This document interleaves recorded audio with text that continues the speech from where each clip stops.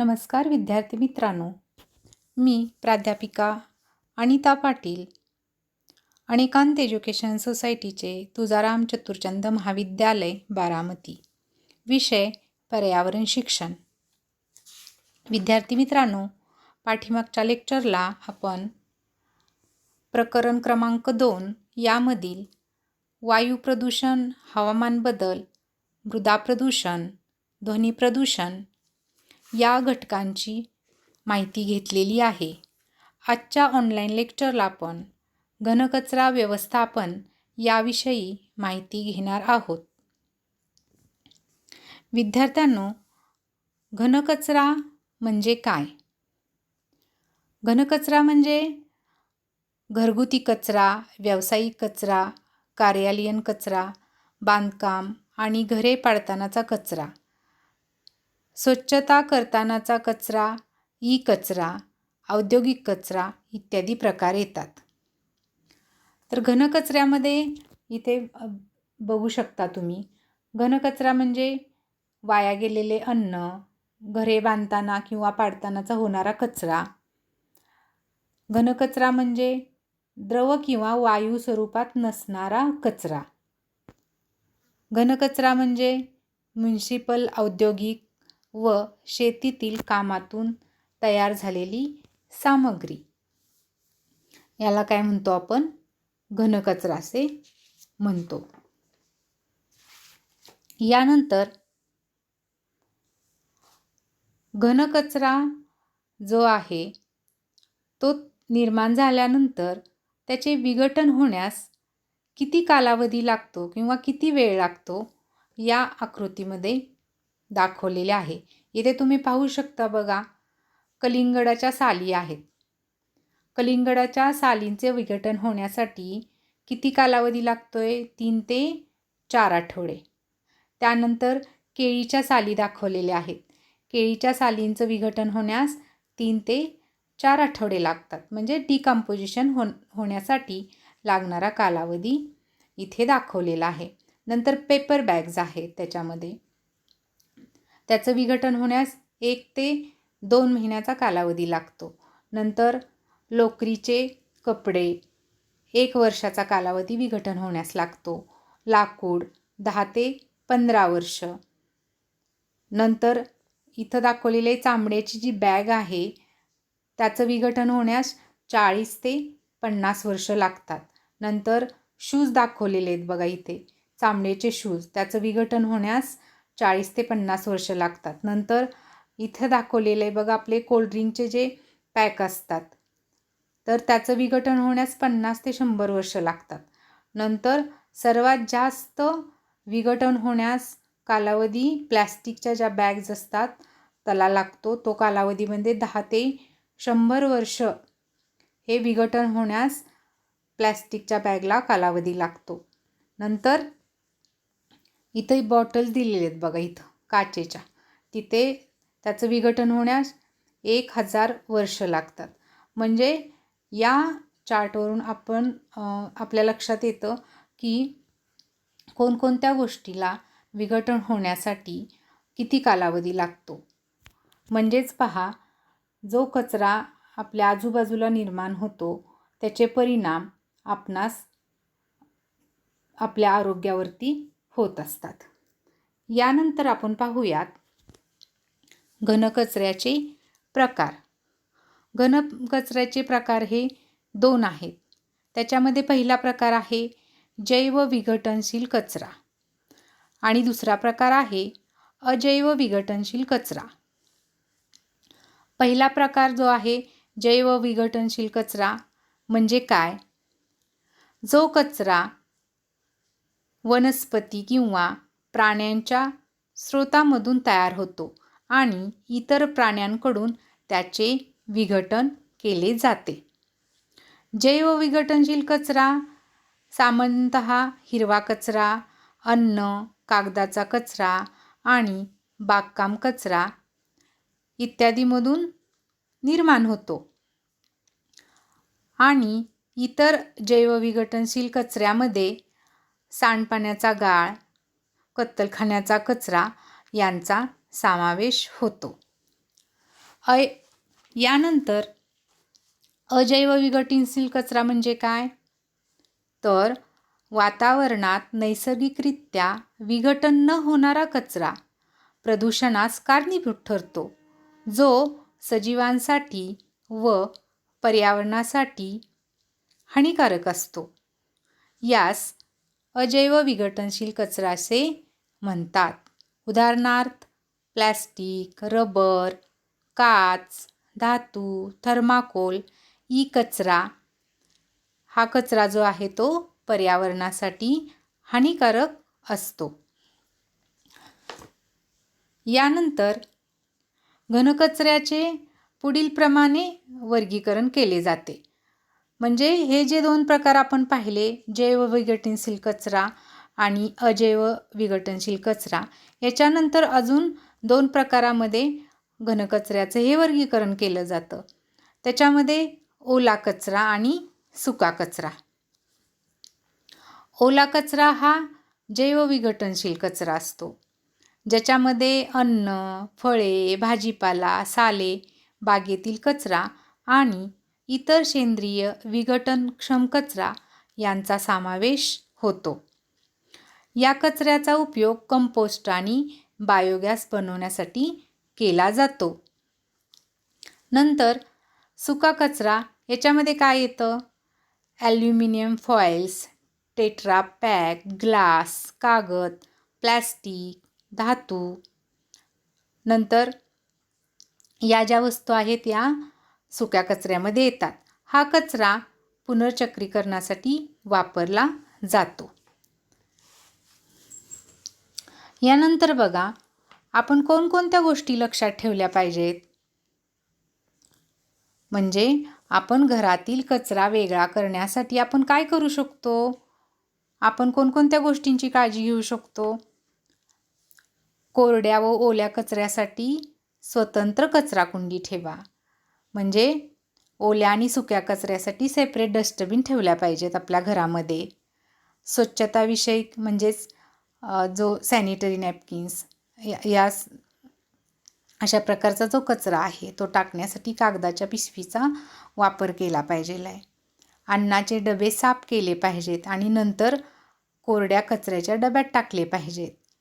Compost तयार करण्यासाठी ओला कचरा वापरा आणि पुनर्चक्रीकरण करण्यासाठी कोरडा कचरा द्या. या गोष्टी ज्या आहेत त्या आपण लक्षात ठेवल्या पाहिजेत. यानंतर घनकचऱ्याचे स्रोत कोणकोणते आहेत? म्हणजे घनकचऱ्याची निर्मिती कशापासून होते? तर त्याच्यामध्ये आपण पाहूयात की घरगुती कचरा.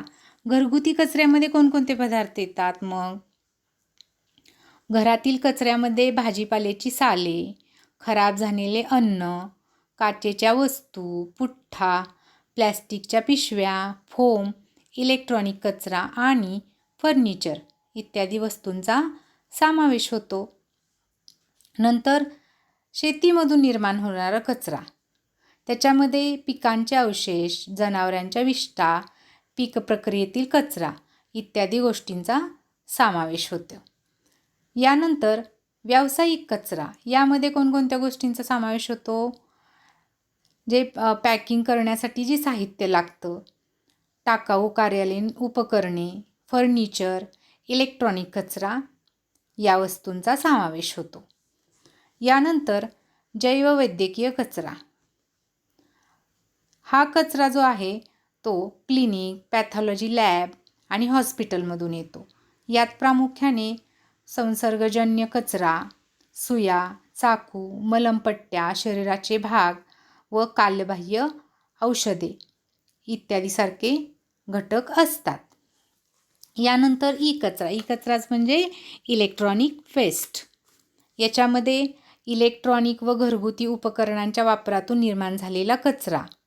ई कचऱ्याचे 3 मुख्य श्रेणीमध्ये वर्गीकरण केलेले आहे. मोठी उपकरणे, मोठी घरगुती उपकरणे, IT व दूरसंचार आणि ग्राहक उपकरणे, रेफ्रिजरेटर, वॉशिंग मशीन्स. मोठ्या घरगुती उपकरणांचे हे प्रतिनिधित्व करत असतात. पर्सनल कम्प्युटर्स, मॉनिटर्स आणि लॅपटॉप IT आणि टेलिकॉमचे प्रतिनिधित्व करत असतात त्या वस्तू. तर भ्रमणध्वनी, दूरदर्शन संच हे ग्राहक उपकरणांचे प्रतिनिधित्व करत असतात. यानंतर औद्योगिक कचरा. औद्योगिक प्रक्रियेतून निर्माण होणारा कचरा यामध्ये उत्पादक प्रक्रियेतील टाकाऊ घटकांचा समावेश होतो. कचरा निर्मिती आणि त्याचे व्यवस्थापन ही एक वैश्विक समस्या बनत आहे.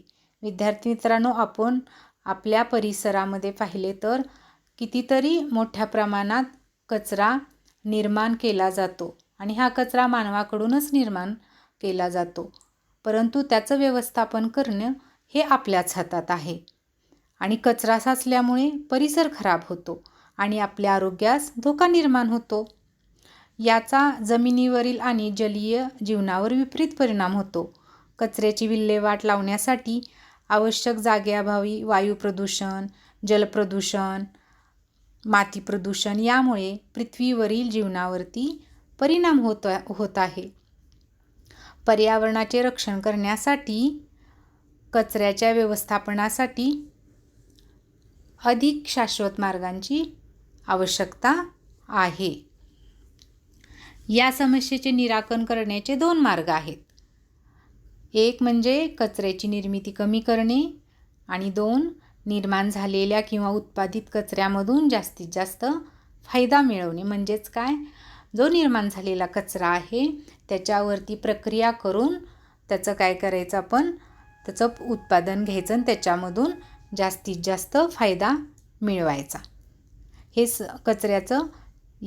कचरा समस्याचे निराकरण करण्याचे मार्ग आहेत. मग यासाठी आपण कचरा कमी निर्माण करण्यासाठी कोणकोणत्या गोष्टी लक्षात ठेवल्या पाहिजेत? तर त्याच्यामध्ये पहा, गरज असेल तरच छपाई करा. छपाईसाठी कागदाच्या दोन्ही बाजूचा वापर करा. लिफाफ्याचा पुनर्वापर करा, म्हणजेच एन्व्हलप्स जे असतात त्याचा पुनर्वापर करा. खरेदी करताना कापडी पिशवी जवळ ठेवा. कापलेले गवत व स्वयंपाकघरातील कचरा यांचे कंपोस्ट खत तयार करा. टिकाऊ व पुन्हा वापरता येणारी उत्पादने वापरा. उदाहरणार्थ काच, प्लॅस्टिक किंवा ॲल्युमिनियम अशा बाटल्या. कपडे किंवा घरातील वस्तू गरजूंना द्या. दुकाने, बाजारपेठेत प्लॅस्टिकच्या पिशव्या स्वीकारण्यास नकार द्या. म्हणजे ह्या ज्या छोट्या छोट्या गोष्टी आहेत या आपण लक्षात ठेवल्या पाहिजेत आणि लक्षात ठेवून त्याचा आपल्या रोजच्या जीवनामध्ये आपल्याला उपयोग आपण केला पाहिजे. म्हणजेच कचरा व्यवस्थापन अगदी व्यवस्थित होऊ शकतं. यानंतर कचरा व्यवस्थापनाचा पदानुक्रम कसा आहे, या इथे डायग्रॅममध्ये तुम्ही पहा विद्यार्थ्यांनो. पहिल्या याच्यामध्ये काय लिहिलेलं आहे, तर कमी करा. पहिला जर तुम्ही बघितला, पहिला पॉईंट जो आहे आकृतीमध्ये, कमी करा. काय कमी करायचं? कचरा कमी निर्माण करा. म्हणजे कचऱ्याची निर्मिती कमी करायची. घरातूनच आपण कचरा जो आहे तो आपल्याला कमीत कमी आपण निर्माण करायचा आहे. याच्यानंतर दुसरा जो याच्यामध्ये पॉईंट आहे तो पुनर्वापर करा. पुनर्वापर कशाचं करायचे?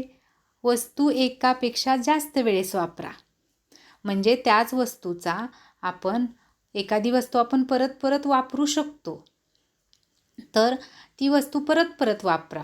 म्हणजे एकदाच वापरली आणि फेकून दिली असं न करता त्या वस्तूचा वापर तुम्ही एका वेळेपेक्षा जास्त वेळेस करा. यानंतर पुनर्चक्रीकरण. पुनर्चक्रीकरण म्हणजे काय करायचं आहे, तर जुन्या वस्तूंपासून नवीन उत्पादने तयार करा. आणि मग काय करायचं आहे? पुनर्प्राप्ती. यानंतरचा कोणता मुद्दा आहे, तर पुनर्प्राप्ती. कचऱ्यातून ऊर्जा किंवा धातू पुनर्प्राप्त करा. म्हणजे त्याच्यावरती काय करायचं आहे, प्रक्रिया करून आपण त्याच्यातून पुनर उत्पादन घ्यायचं आहे. आणि याच्यानंतर विल्हेवाट. म्हणजे या सगळ्या ज्या प्रक्रिया आहेत त्याच्यामधून जो राहिलेला कचरा आहे त्याची विल्हेवाट लँडफिल आहे. लँडफिलमध्ये कचऱ्याची सुरक्षित विल्हेवाट ही लावली जाते शेवटच्या टप्प्यामध्ये. म्हणजे पहा, कचरा व्यवस्थापनाचा पदानुक्रम कसा आहे? पहिल्यांदा कमी करा. कमी करा म्हणजे काय? कचरा कमी करा. पुनर्वापर. कशाचा पुनर्वापर करायचे? वस्तू एकापेक्षा जास्त वेळेस वापरा. नंतर 3 नंबरचा कोणता आहे मुद्दा? पुनर्चक्रीकरण. जुन्या वस्तूंपासून नवीन उत्पादने तयार करा. कंपोस्ट खत तयार करा ओल्या कचऱ्यापासून. नंतर 4था जो मुद्दा कोणता आहे? पुनर्प्राप्ती. कचऱ्यातून ऊर्जा निर्मिती करा, धातू पुनर्प्राप्त करा. आणि शेवटचा जो मुद्दा आहे विल्हेवाट. याच्यामधून जो राहिलेला कचरा आहे लँडफिलमध्ये कचऱ्याची सुरक्षित विल्हेवाट लावा. अशा पद्धतीने विद्यार्थी मित्रांनो कचरा व्यवस्थापनाचा पदानुक्रम इथे आपण पाहिलेला आहे. याच्यानंतर पहा घनकचरा व्यवस्थापन. घनकचरा व्यवस्थापन कसे करायचे? घनकचरा व्यवस्थापन हे कचरा निर्माण झाल्यापासून त्याची विल्हेवाट लावण्यापर्यंत केलेल्या कचऱ्याचे हेतुपुरस्सर आणि पद्धतशीर नियंत्रण आहे. कचरा त्याच्या उगमस्थानीच वेगळा करणे हे कचरा व्यवस्थापनाचे प्रमुख सूत्र आहे. कचरा व्यवस्थापन 4R तत्वावर आधारित आहे. विद्यार्थ्यांनो तुम्हाला माहीतच आहे की कचरा व्यवस्थापनाचे जे आपण 4Rs म्हणतो ते कोणकोणते आहेत? तर पहिला आर कोणता आहे? कमी करा म्हणजेच रिड्यूस. दुसरा आर कोणता आहे? पुनर्वापर करा म्हणजेच रियूज. तिसरा आर कोणता आहे? पुनर्चक्रीकरण करा म्हणजेच रिसायकल. आणि चौथा आर कोणता आहे? पुनर्प्राप्त करा रिकवर. हे जे 4R आहेत ते कचरा व्यवस्थापनाच्या दृष्टीतून अतिशय महत्त्वाचे आहेत. म्हणजे मगाशी मी तुम्हाला कचरा व्यवस्थापनाचा पदानुक्रम सांगितला. त्याच्यामध्ये तुम्ही पाहिलं कमी करायचं आहे. कमी करायचं काय? कचरा कमी निर्माण करायचा. रिड्यूस. पुनर्वापर करा रियूज. वस्तूचा एका वेळेपेक्षा जास्त वेळा वापर करा. पुनर्चक्रीकरण. रिसायकल म्हणजे कचऱ्यापासून कंपोस्ट खत निर्माण करा. जुन्या वस्तूंपासून नवीन उत्पादने तयार करा. नंतर काय करायचं आहे? पुनर्प्राप्त करा. रिकवर म्हणजे कचऱ्यातून ऊर्जा निर्मिती, धातू पुनर्प्राप्त करा. म्हणजे अशा प्रकारे कचरा व्यवस्थापनाचे हे 4 जे आर आहेत म्हणजे 4Rs हे खूप महत्त्वाचे आहेत. या 4Rच्या माध्यमातून आपण कचरा व्यवस्थापन अतिशय व्यवस्थितपणे करू शकतो. यानंतर कचऱ्याचा पुनर्वापर. आता याच्यामध्ये आपण पाहिलं तर कचऱ्याची निर्मिती कमी करणे. कचऱ्याची निर्मिती ही मानवनिर्मिती कृती आहे. आता कचऱ्याची निर्मिती हा मानव करतो म्हणून ही कृती जी आहे ती मानवनिर्मितच आहे. त्यामुळे तयार होणाऱ्या कचऱ्याचे प्रमाण लोक नियंत्रित करू शकतात. अगदी बरोबर आहे, कारण जो कचरा मानव निर्माण करतो त्याचं नियंत्रणसुद्धा मानवच करू शकणार आहे. जर सर्वांनी आवश्यकतेनुसार तितक्याच वस्तू खरेदी केल्या आणि दीर्घकाळासाठी वस्तूंचा वापर केल्यास कचरा निर्मिती देखील कमी होईल. म्हणजेच आपल्या गरजेपुरत्याच वस्तूंची खरेदी आपण केली पाहिजे आहे आणि खरेदी केलेल्या वस्तू दीर्घकाळपर्यंत वापरल्या पाहिजेत. म्हणजेच कचऱ्याची निर्मिती देखील कमी होईल. उगमस्थानी कचरा कमी करणे म्हणजेच कचरा प्रतिबंध करणे होय किंवा कचऱ्याच प्रतिबंध करणे होय. हे नागरिकांच्या वर्तणुकीतील बदलाद्वारे साध्य होऊ शकते. कचरा कपात केल्याने कचरा गोळा करणे व त्याची विल्हेवाट लावण्यात येणारा नगरपालिकेचा जो खर्च आहे तो कमी होतो. यानंतर कचऱ्याचा पुनर्वापर. आता कचऱ्याचा पुनर्वापर आपण कसा करू शकतो? आपण त्याच्यामध्ये पुनर्चक्रीकरण करता येण्यासारखी कोणकोणती सामुग्री आहे? त्याच्यामध्ये कागद आहे, काच आहे, धातू आहे, प्लॅस्टिक आहे. कंपोस्टिंग म्हणजेच काय? सेंद्रिय कचऱ्याचे पुनर्चक्रीकरण करण्याचा एक सोपा मार्ग म्हणजेच कंपोस्टिंग. मग इथं जर आपण पाहूया आता कचऱ्याचे पुनर्चक्रीकरण करण्यासारखी कोणकोणती सामुग्री आहे. याच्यामध्ये मी इथे एक तुम्हाला डायग्राम दाखवलेली आहे. त्याच्यामध्ये तुम्ही पहा कागद पुनर्चक्रीकरण प्रक्रिया. इथं पहा कागदी कचरा. त्याच्यानंतर काय केलेलं आहे? तो कलेक्ट केलेला आहे, म्हणजे एकत्र करून कागदी कचऱ्याचं संकलन केलेलं आहे. त्याचं नंतर वर्गीकरण केलेलं आहे आणि नंतर कागदाचे बारीक तुकडे करून रसायनाने स्वच्छ करणे. नंतर त्या कागदांचा लगदा तयार केलेला आहे आणि तो लगदा पुन्हा कागद उत्पादनासाठी त्या लगदाचा उपयोग केलेला आहे, म्हणजे नवीन कागद तयार करण्यासाठी. आणि तो नवीन तयार झालेला कागद हा परत वितरणासाठी वापरला आहे. म्हणजे बघा, जी आपली रद्दी जमा होती प्रत्येक घरातली, त्याचे एकत्रित संकलन केलं जातं, त्याचं वर्गीकरण केलं जातं आणि नंतर मग त्याच्यावरती प्रोसेस केली जाते. बघा, कागदाचे बारीक तुकडे करून रसायनाने तो स्वच्छ केला जातो केमिकल्स वापरून आणि मग त्याचा लगदा तयार केला जातो आणि त्या लगद्याचा वापर जो आहे तो नवीन पेपर तयार करण्यासाठी केला जातो आणि पुन्हा तो वितरणासाठी येत असतो बाहेर. मग याच्यावरून आपल्या लक्षात येतं की कागद पुनर्चक्रीकरण प्रक्रिया आहे, म्हणजे याच्यातूनच काय केलं आपण? पुनर्प्राप्त केलं, म्हणजे उत्पन्न मिळवलं. कागद पुनर्चक्रीकरण प्रक्रियेतून काय केलं? पुनरुत्पादन मिळवलं. याच्यानंतर पुढचं जे आहे ते काच पुनर्चक्रीकरण प्रक्रिया. म्हणजे पहा विद्यार्थ्यांनो, इथं आपण काचेवरती सुद्धा पुनर्प्रक्रिया करून परत त्याचं पुनरुत्पन्न आपण घेऊ शकतो. त्याच्यामध्ये काच कचरा एकत्र केलेला आहे बघा, संकलन केलेलं आहे. इथे तुम्हाला दिसते, इथे ट्रकमध्ये एकत्र केलेले आहेत सगळे काचेच्या वस्तू. नंतर काय केलं जातं? रंगानुसार काचेचं वर्गीकरण केलं जातं. नंतर काचेचा चुरा वितळवला जातो कारखान्यामध्ये आणि मग त्याच्यापासून काचेची नवीन उत्पादने घेतली जातात आणि मग नंतर मार्केटमध्ये ते विकण्यास ठेवली जातात. म्हणजे पहा, काचेवरती सुद्धा प्रक्रिया करून त्याचं पुनरुत्पन्न घेतलं जातं. याच्यानंतर पुढची कोणती प्रक्रिया आहे? तर धातू पुनर्चक्रीकरण.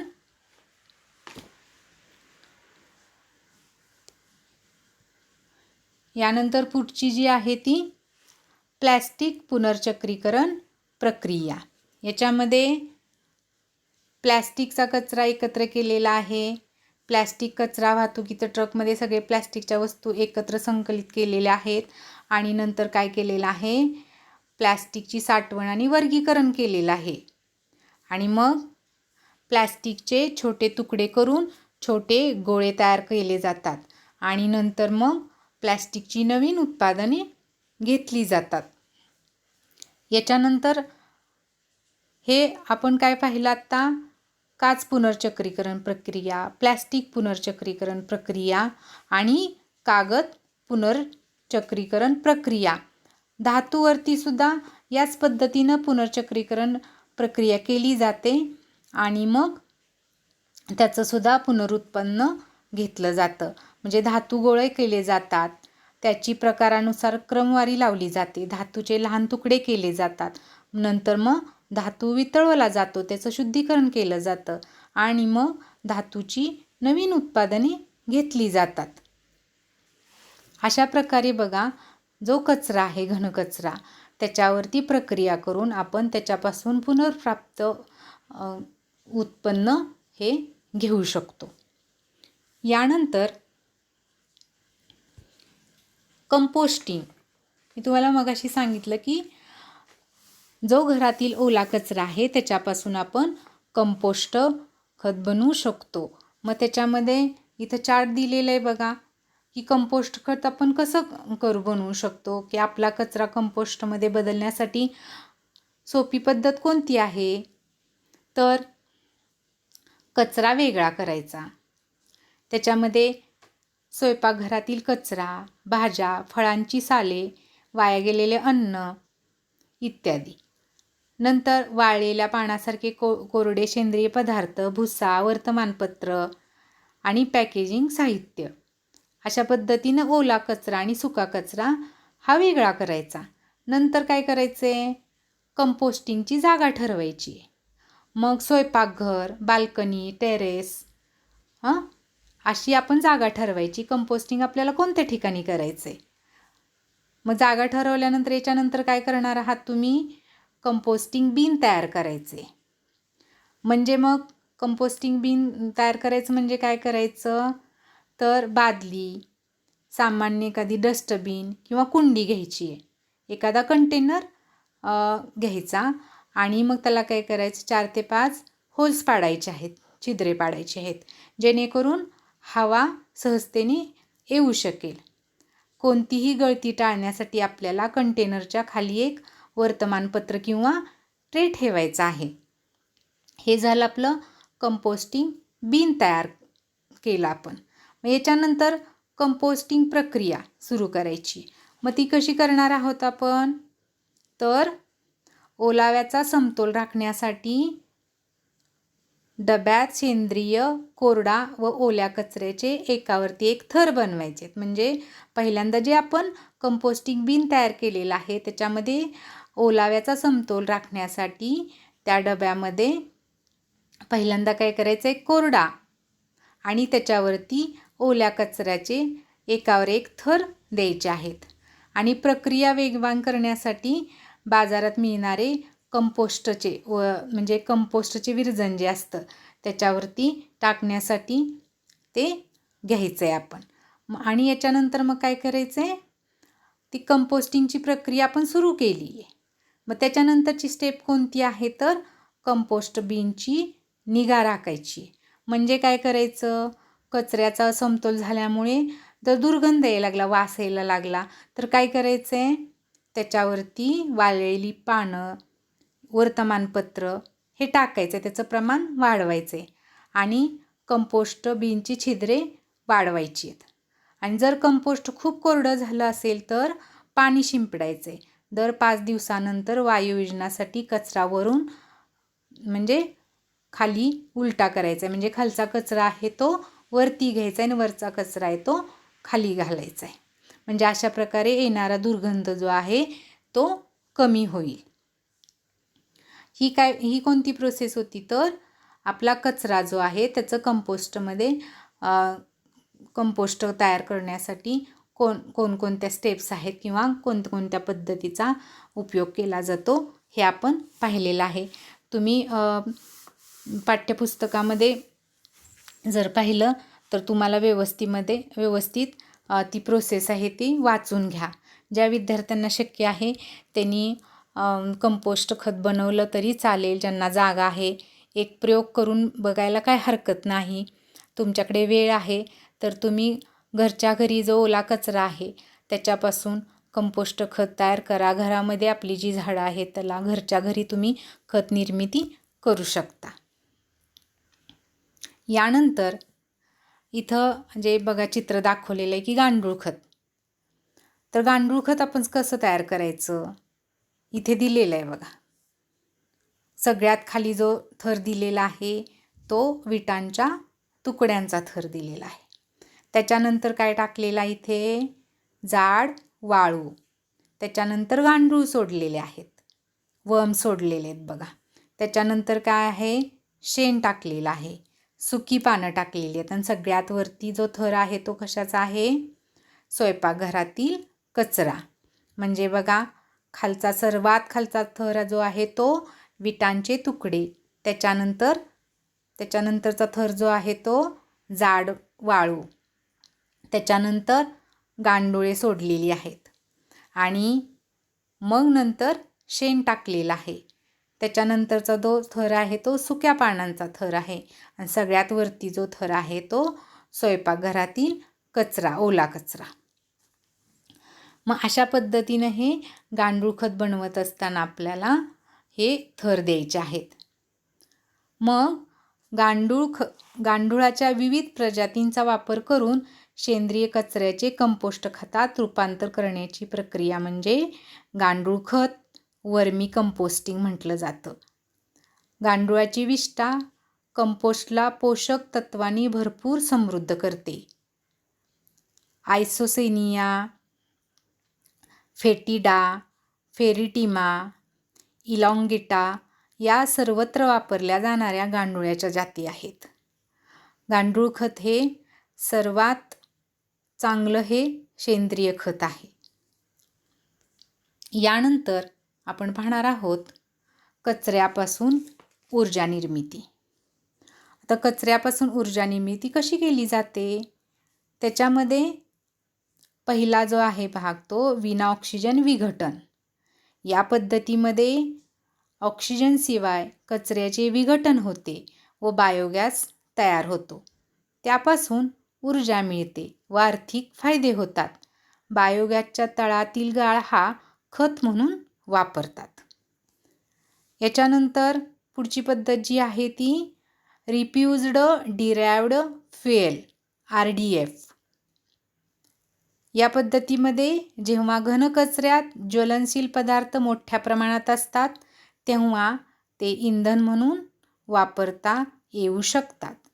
ज्या कचऱ्यात कागद, प्लॅस्टिक, चामडे इत्यादी असते तो कचरा RDF बनवण्यासाठी उपयुक्त असतो. शेतातील कचरा कांडी कोळसा तयार करण्यासाठी वापरला जाऊ शकतो. यानंतरची पुढची पद्धती आहे इन्सिनरेशन. इन्सिनरेशन हे कचरा व्यवस्थापन प्रक्रियेतील एक तंत्रज्ञान आहे. ज्या कचऱ्यामध्ये उच्च तापमानाला ज्वलन होते. इन्सिनरेशन प्रणालीमध्ये कचऱ्यापासून ऊर्जा निर्माण केली जाते. ही ऊर्जा वापरून वीज निर्मिती केली जाते. प्रभावी प्रदूषण नियंत्रण उपाययोजना नसल्यास इन्सिनरेशन या प्रक्रियेमध्ये विविध प्रदूषके निर्माण होतात. म्हणजे ही एक ह्या पद्धतीची डिसॲडव्हान्टेज आहे की काय होतं, प्रभावी जर प्रदूषण नियंत्रण उपाययोजना नसेल तर या प्रक्रियेमध्ये विविध प्रदूषकेही निर्माण होतात. यानंतरची जी पद्धती आहे ती लँडफिल. लँडफिल म्हणजे काय? 4 Rs म्हणजे 4 Rs ही जी तत्वे आहेत ही पाळल्यानंतरही जो कचरा उरतो त्या कचऱ्याची विल्हेवाट लँडफिलमध्ये लावतात.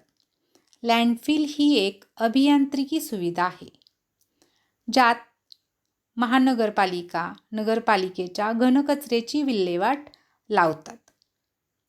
ही रचना पर्यावरण व सार्वजनिक आरोग्यावर होणारे परिणाम कमी होण्यासाठी कार्यान्वित केली जाते.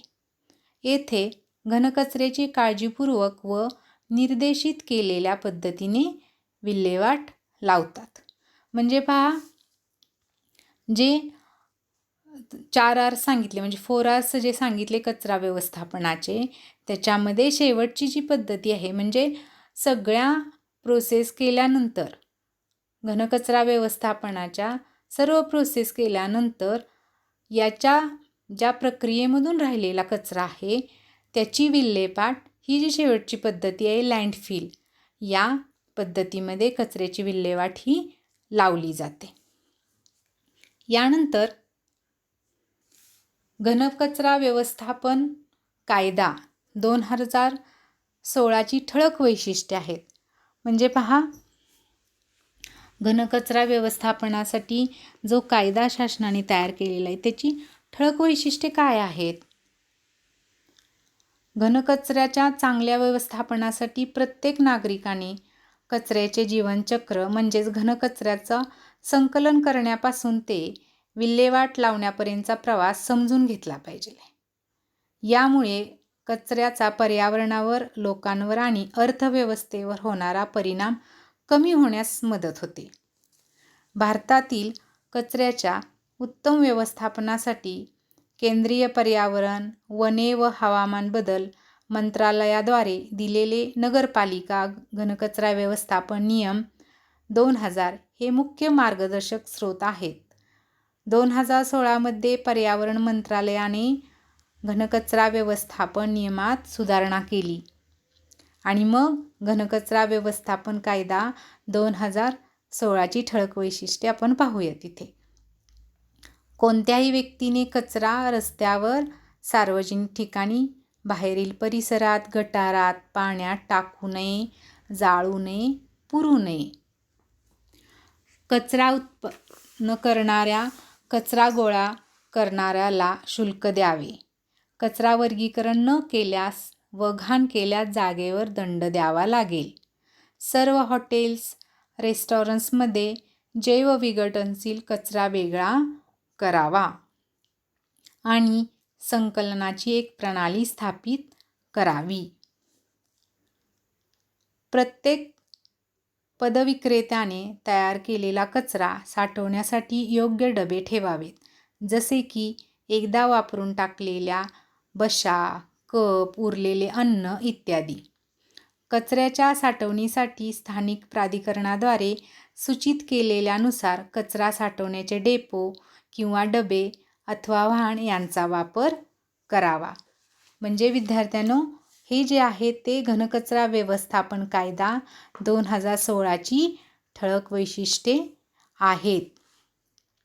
तुम्हाला माहीतच आहे विद्यार्थ्यांनो की महाराष्ट्रातील प्लॅस्टिकवरील बंदी, महाराष्ट्र सरकारने 23 मार्च 2018 पासून प्लॅस्टिक प्रदूषण रोखण्यासाठी प्लॅस्टिकवरील बंदीची अंमलबजावणी सुरू केली. शहरी व ग्रामीण नागरी संस्था, जिल्हाधिकारी, वनाधिकारी, पोलीस अधिकारी आणि महाराष्ट्र प्रदूषण नियंत्रण मंडळाच्या अधिकाऱ्यांना बंदीची अंमलबजावणी करण्यास व कायदेशीर कारवाई करण्याचे अधिकार देण्यात आले आहेत. या बंदीचे उल्लंघन केल्याबद्दल दंड ₹5,000. नंतर दुसऱ्यांदा परत गुन्हा केला किंवा प्लॅस्टिक वापरले तर 10,000 आणि तिसऱ्या वेळी 25,000 पासून 3 महिन्यासह तुरुंगवासी होतो. म्हणजे महाराष्ट्र सरकारने 23 मार्च 2018 पासून प्लॅस्टिक बंदी प्रदूषण रोखण्यासाठी हा याच्यामध्ये गुन्हा कायदेशीर कारवाई करण्याचे अधिकार दिलेले आहेत. त्याच्यामध्ये त्या बंदीचे उल्लंघन केल्यास 5,000, 10,000, 25,000 आणि 3 महिन्याचा तुरुंगवासही होतो. म्हणजे असे या प्लॅस्टिक बंदीवरील कायद्याचे जे आहे ती नियम हे कडक आहेत अतिशय.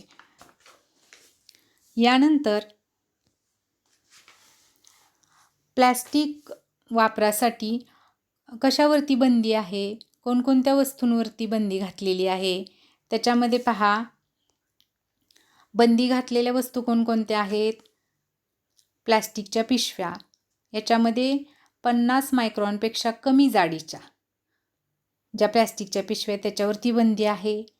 वापरून, फेकून, टाकून देण्यात येणारे प्लॅस्टिकचे पेले, चमचे, कप, बशा. यानंतर वापरून टाकून देण्यात येणारे थर्माकोल, बशा, डबे, कप, पेले, सुशोभनासाठी करण्याच्या वस्तू इत्यादी. वेष्टनासाठी व उत्पादने साठवण्यासाठी वापरात येणारे प्लॅस्टिक. म्हणजे पहा, ह्या ज्या आहेत त्या बंदी घालण्यात आलेल्या वस्तू आहेत. बंदी नसलेल्या वस्तू कोणत्या आहेत? तर PET ज्या बॉटल्स असतात त्या. नंतर औषधी, शेती व घनकचरा साठवण्याचे प्लॅस्टिक.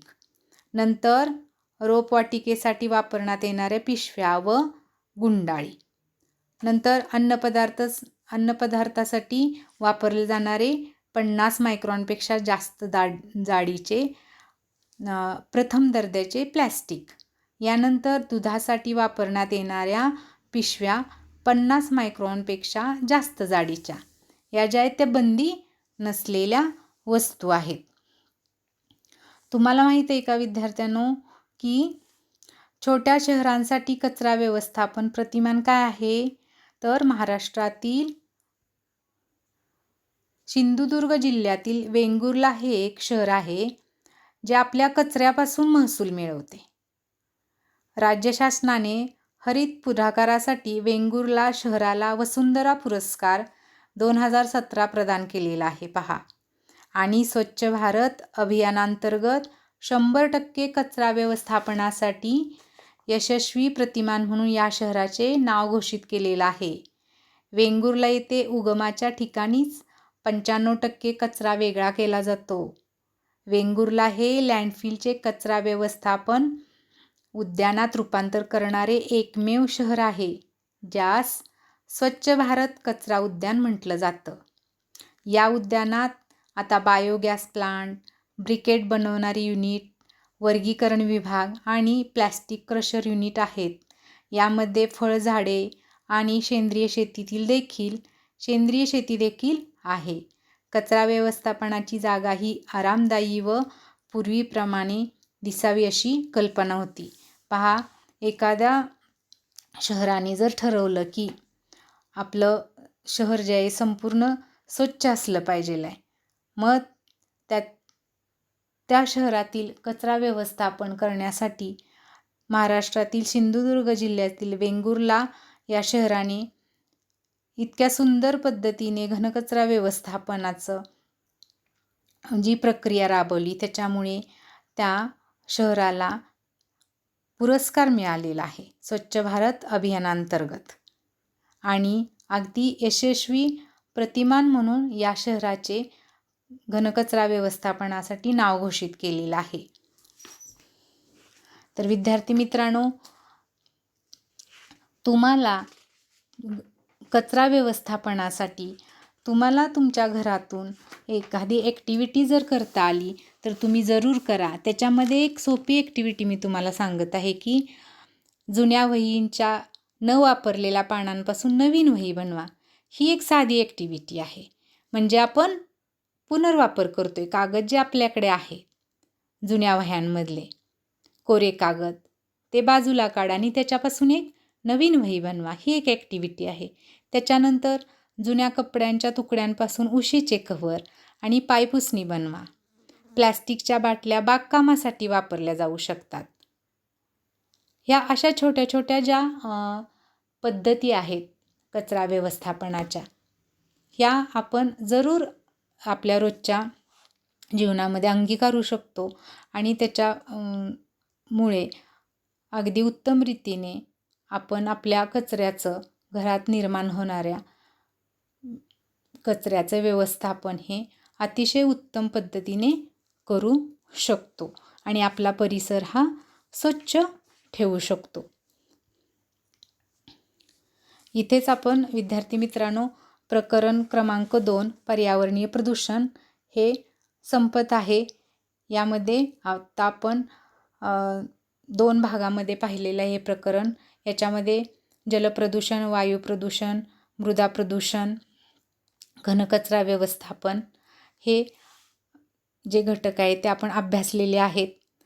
या प्रकरणातील काही घटकांचा अभ्यास केल्यामुळे विद्यार्थी मित्रांनो तुम्ही तुमच्या जीवनामध्ये पर्यावरण संवर्धनासाठी नेहमीच छोट्या छोट्या ॲक्टिव्हिटी करू शकता, ज्याच्यामुळे तुमचं घर, तुमचा परिसर हा स्वच्छ राहणार आहे आणि पर्यावरणासाठी तुम्ही हातभार लावणार आहात. धन्यवाद विद्यार्थी मित्रांनो.